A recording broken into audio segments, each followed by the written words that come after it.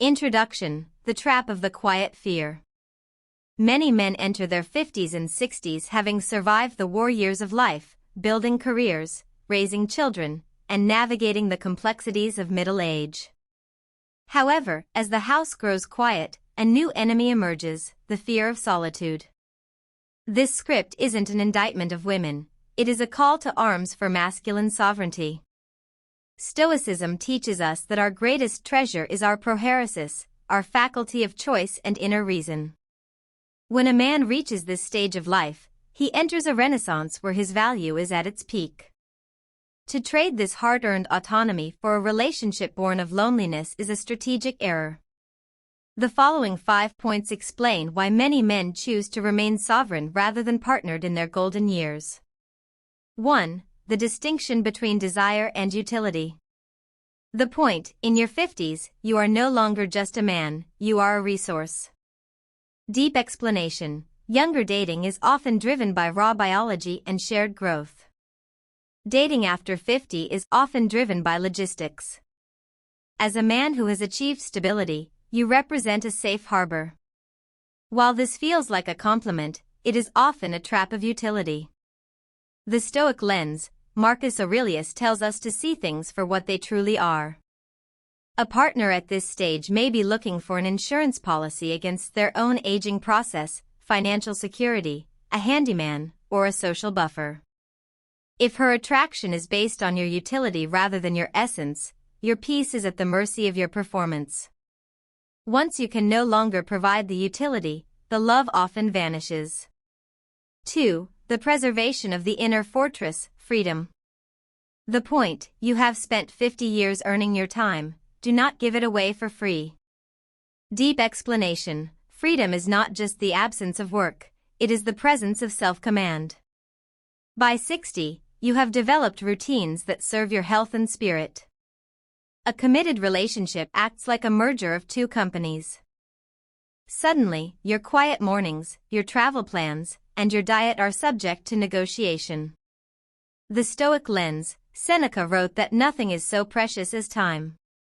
When you enter a relationship, you are not just sharing a bed, you are signing away your most non-renewable resource. For the Stoic man, the inner fortress must be guarded. To allow an external party to dictate your schedule is to surrender your fortress without a fight. 3. The burden of emotional alchemy. The point: you become the stabilizer for a storm you didn't create. Deep explanation: many people enter their later years with emotional baggage, residue from past divorces, resentments, and unhealed traumas. As a grounded, Stoic man, you naturally project stability. Consequently, you become the emotional alchemist, tasked with turning her leaden anxieties into gold. The Stoic lens: Epictetus taught that we should only worry about what is within our control. You cannot control another person's internal weather. If you spend your 60s acting as an unpaid therapist or an emotional stabilizer, you are neglecting your own journey. You are trading your serenity for someone else's lack of it. 4. The caretaker drift.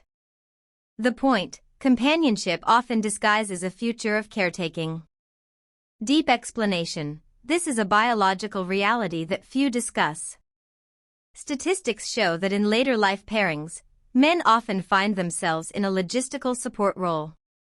Whether it is managing her family's drama, her health fluctuations, or her social anxieties, the man often becomes the logistics officer. The Stoic lens: we must act with reserve clauses. When you say "I want a girlfriend," you must also say "I am willing to manage her adult children's crises and her medical appointments." If the second part of that sentence doesn't appeal to you, the first part is a lie. A Stoic man avoids accidental responsibilities. He only takes on what he chooses with full awareness. 5. Protecting the masculine renaissance. The point: this is the era of your greatest potential, don't sideline it. Deep explanation: between 50 and 70, a man possesses a rare combination of resources, health, if he has maintained it, and wisdom. This is the time to build a legacy, mentor younger men, or master a craft. A relationship, by its very nature, demands a softening and a domestication. It pulls you toward the hearth and away from the horizon. The Stoic lens, your telos, purpose, is your North Star. If a relationship dims your drive or makes you comfortable enough to stop growing, it is a net negative. The Renaissance man chooses to be the architect of his own life rather than a supporting character in someone else's. Conclusion: choosing peace over comfort. The Stoic path is not one of bitterness or the rejection of women. Rather, it is the rejection of dependency. If you choose to date, do so as a sovereign. Maintain your own home, your own finances, and your own mission. If a woman adds to your life without subtracting from your peace, enjoy her company. But never let the fear of a quiet evening drive you into a contract that costs you your soul. Your 50s and 60s are not the end of your life, they are the pinnacle. Guard your time, protect your peace, and remember that the most important relationship you will ever have is the one with your own disciplined mind. I choose peace.